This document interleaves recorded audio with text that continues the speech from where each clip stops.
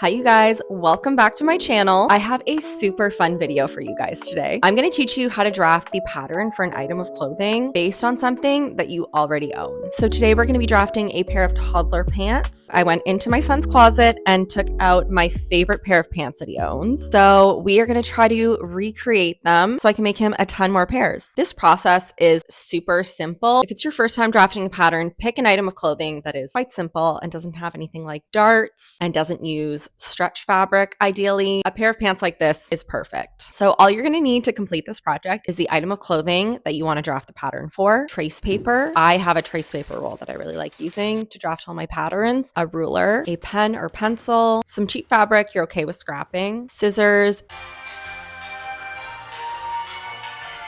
We're going to start by rolling out our trace paper onto our work surface, lay out the item of clothing you're hoping to recreate. In this case, I'm using this pair of pants. You're going to lay them out flat so you can see all the seams of the specific piece you want to trace. So here I've got the front of the pant laid out and I'm just going to roughly trace around it. Because this item has an elastic waist, I'm going to also make sure that I stretch that out to its fullest point. Remove the item of clothing and retrace over those lines with your ruler. We just want to make sure that the lines are smooth and there aren't any jagged bends. We want to make sure that these lines are as fluid as possible. I'm going to add my seam allowance now. I'm going to be adding 1/2 inch for this project. And this is why I love this clear grid ruler so much. It makes it so easy to work in relation to the lines you already have marked. Now we're going to label our pattern so we don't mix up our pieces in the process. So I always add the size, pattern name, straight of grain, and then any notches you're going to be using throughout the sewing process. Now it's time to create our elastic waistband casing. You're going to need to know the size of elastic you're going to use for this step and what kind of waistband you want to make. I'm planning on creating a fold over waistband, so I'm just going to measure my elastic, making sure to add 1/8 of an inch to that measurement and double it so we have enough fabric to fold over to encase the elastic. We'll be adding a 1/2 inch seam allowance to this as well.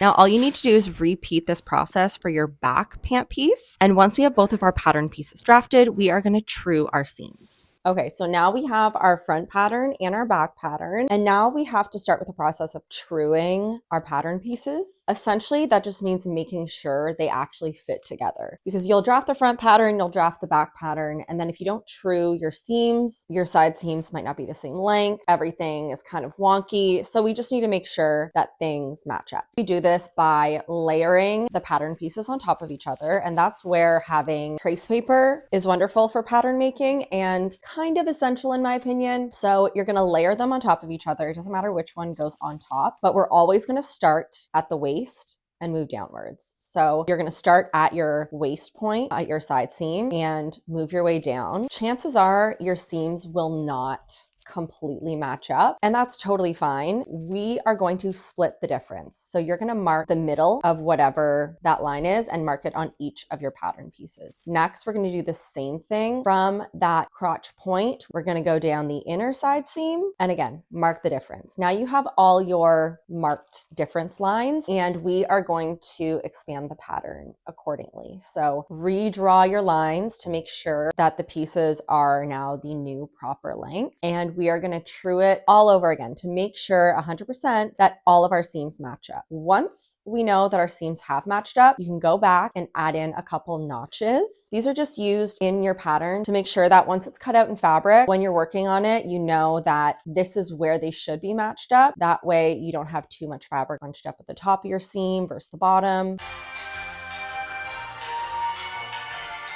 You should have your pattern all trued and notched, and you'll be ready to cut out your tester pair of pants. So this is where you're going to want to make sure you have kind of just like spare scrap fabric lying around. Our goal right now is not to make our final good pair of pants. We are going to cut out our fabric. We're not even going to worry about serging or zigzagging our edges. We're going to quickly sew it together, throw the elastic in, and then when my toddler is home this evening, I'll be able to try the pants on him and make any adjustments to the pants that I want, whether they need to be longer or baggier, bigger in the waist, you name it. If I was fitting these on an adult, I would be using pins and having them stand very straight and still to make my adjustments. I'm sure my toddler will not be standing straight and still, so I'm going to just be marking my changes with a fabric pen. So once that is done, I'll show you how to take those changes and translate them onto your pattern. That way we are super, super happy with the pattern before we cut out our good fabric.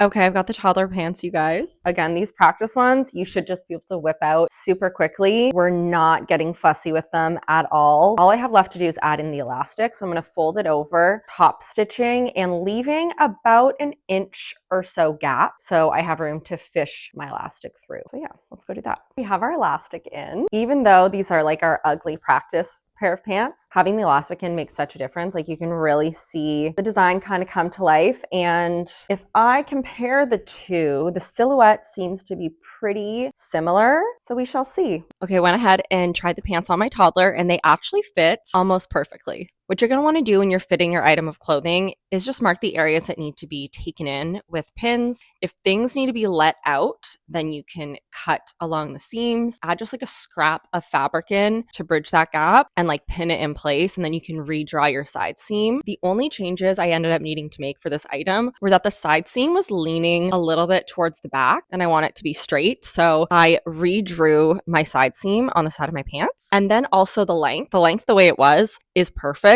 On our pattern, this is actually the bottom of where the seam allowance is. So I'm going to add an extra 1/2 inch to accommodate for the fact that I want the pants to be longer. So let's head over to my sewing table and I will show you guys how to make those changes on your pattern. First thing we need to do is disassemble our item of clothing into flat pattern pieces. So you can use your seam ripper or scissors and cut your fabric apart. Once you've done that, you'll be left with your marked pieces of fabric, and any changes you've made, you're going to want to cut along that new line that you drew. Now take out your corresponding pattern piece and lay your fabric on top. You'll see there will be a difference in where the lines sit. So we'll want to retrace around our fabric piece. And then it's really as simple as following the steps from the first half of the video. Make sure your lines have been smoothly retraced. At this step, it'll be helpful to lay out a fresh piece of trace paper on top and completely retrace the pattern into a good copy. If you ended up needing a lot of changes on your pattern, I would definitely consider doing another round of fittings before you finalize your pattern. I feel pretty confident that this is going to work out. So I'm going to cut out my good fabric. I am leaving an inch seam allowance rather than 1/2 inch this time, so I can finish the inside as French seams. Let me know if you want a tutorial on that seam finishing method. It is probably my favorite. Okay, let's cut this bad boy out. And I'm so excited. Let's see how these pants turn out. I also like to keep all of my iterations of a pattern before I finalize it, just in case the item of clothing doesn't turn out. I have somewhere to kind of fall back on and kind of dissect what went wrong. So we are not going to be throwing out this original pattern until I know 100% this new pattern is going to work. All right. And just like that, I have our pants and our pattern all finished. I love how these turned out. I hope this tutorial was easy enough to follow, but if you have any questions, please don't hesitate to ask them in the comments. Creating a pattern this way is so easy to do from clothes you already have. So if you'd like more beginner sewing tips, please subscribe to my channel. I put out new videos every Saturday. And thank you guys so much for watching. Happy sewing. Bye.